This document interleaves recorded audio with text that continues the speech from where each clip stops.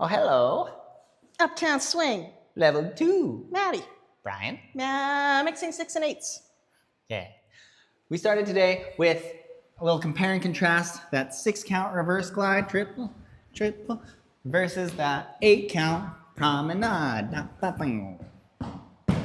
We talked about having that promenade be continuing our energy and not getting weird with the steps, just taking normal human steps. Yeah.